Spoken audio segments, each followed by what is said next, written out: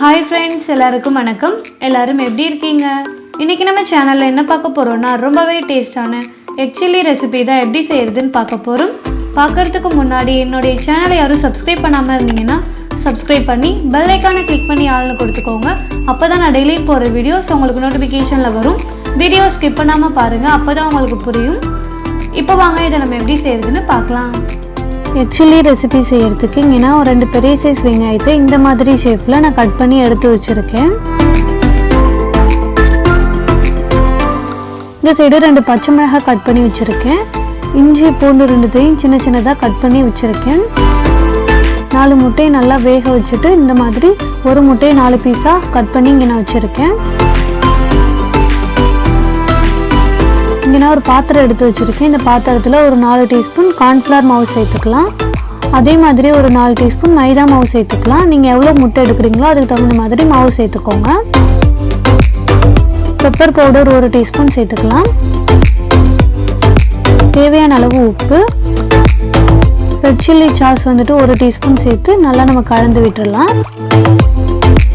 நல்லா கலந்தாச்சு. இது கூட கொஞ்சமாக தண்ணி சேர்த்து நல்லா நம்ம கெட்டிப்படாமல் கரைச்சி எடுத்துக்கலாம். தண்ணி அதிகமாகிடக்கூடாது. இங்கே பாருங்கள், நல்லா நான் கரைச்சி எடுத்து வச்சுருக்கேன். இந்த சைடு வேக வச்சு எடுத்து வச்சுருந்த இந்த முட்டையில் கொஞ்சமாக கார்ன்ஃப்ளவர் மாவு சேர்த்து நல்லா நம்ம கலந்து விட்டுடலாம்.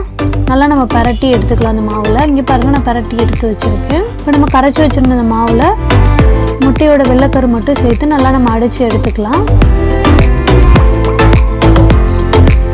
இப்போ இந்த மாவில் நம்ம வச்சுருந்த அந்த முட்டையெல்லாம் சேர்த்துட்டு ஏன்னா எண்ணெய் ஒரு பாத்திரத்தில் சூடு பண்ணி வச்சுருக்கேன். அந்த எண்ணெயில் கொஞ்சம் கொஞ்சமாக அந்த முட்டையை சேர்த்து நல்லா நம்ம பொரிச்சு எடுத்துக்கலாம். எல்லாத்தையும் நான் சேர்த்துட்டேன்.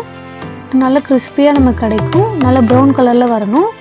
இங்கே பாருங்கள், நல்லா ப்ரௌன் கலரில் வந்துருச்சு பாருங்கள். இப்போ நம்ம இதை எடுத்து ஒரு பிளேட்டுக்கு மாற்றிடலாம். இங்கே பாருங்கள், நான் ஒரு பிளேட்டுக்கு மாற்றிட்டேன். நல்லா கிறிஸ்பியாக நமக்கு கிடச்சிருக்கு. ஏன்னா ஸ்டவ் ஆன் பண்ணி பாத்திரம் எடுத்து வச்சுருக்கேன். இதில் 1 டீஸ்பூன் எண்ணெய் ஊற்றிக்கலாம். எண்ணெய் நல்லா சூடாகிடுச்சு. இப்போ நம்ம கட் பண்ணி எடுத்து வச்சுருந்தேன் அந்த இஞ்சி பூண்டு 2ஐயும் சேர்த்து இதோட பச்சை வாசனைலாம் போகிற அளவுக்கு நல்லா வதக்கிக்கலாம். நம்ம கட் பண்ணி எடுத்து வச்சுருந்த இந்த வெங்காயம் பச்சை மிளகாய் 2ஐயும் சேர்த்து நல்லா வதக்கிக்கலாம்.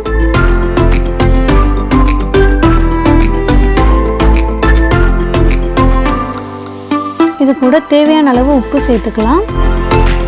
ஒரு 1/4 டீஸ்பூன் பெப்பர் பவுடர் சேர்த்துக்கலாம். சேர்த்துட்டு நல்லா கலந்து விட்டுடலாம். இது கூட ஒரு 1/4 டீஸ்பூன் ரெட் சில்லி சாஸ் சேர்த்துக்கலாம்.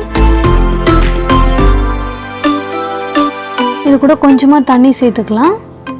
நல்லா கொதிச்சு நமக்கு வரணும். இங்கே பாருங்கள், நல்லா கொதிச்சுட்டு இருக்கு. இதில் 1 டீஸ்பூன் வினிகர் சேர்த்துக்கலாம். அதே மாதிரி 1 டீஸ்பூன் சோயா சாஸ் சேர்த்துக்கலாம். 1 டீஸ்பூன் டொமேட்டோ சாஸ் சேர்த்துக்கலாம். சேர்த்து நல்லா அந்த மாதிரி கலந்து விட்டுடலாம். இங்கே நான் தண்ணியில் கார்ன்ஃப்ளவர் மாவு கரைச்சி வச்சுருக்கேன். அதையும் நம்ம இதில் சேர்த்து நல்லா கலந்து விட்டுடலாம். அதை சேர்த்திங்கன்னா நல்லா அந்த மாதிரி நம்ம கெட்டியாக குழகுழப்பாக நமக்கு கிடைக்கும். இதெல்லாம் நம்ம எடுத்து வச்சுருந்த அந்த முட்டையை நம்ம இதில் சேர்த்துடலாம். சேர்த்துட்டு நல்லா நம்ம திருப்பி விட்டுடலாம். ஒரு 2 மினிட்ஸ் நல்லா அந்த மாதிரி கலந்து விட்டிங்கன்னா நல்லா அந்த முட்டையில் அந்த மசாலாலாம் சார்ந்து ரொம்பவே டேஸ்ட்டாக இருக்கும். இங்கே பாருங்கள், நல்லா கலந்து விட்டுட்டேன். ஒரு 2 மினிட்ஸ் ஆகிடுச்சு. ரொம்பவே சூப்பரான எக் சில்லி நமக்கு ரெடி ஆகிடுச்சுங்க. கண்டிப்பாக நீங்களும் உங்கள் வீட்டில் ட்ரை பண்ணி பார்த்துட்டு எப்படி இருக்குங்கிறத கமெண்ட்டில் சொல்லுங்கள். இந்த வீடியோ உங்களுக்கு பிடிச்சிருந்துச்சுன்னா என்னோடய சேனலை சப்ஸ்கிரைப் பண்ணி பெல் ஐகானை கிளிக் பண்ணி ஆள் கொடுத்துக்கோங்க. அப்போ தான் நான் டெய்லியும் போகிற வீடியோஸ் உங்களுக்கு நோட்டிஃபிகேஷனில் வரும். லைக் பண்ணுங்கள், ஷேர் பண்ணுங்கள், கமெண்ட் பண்ணுங்கள். தேங்க்யூ.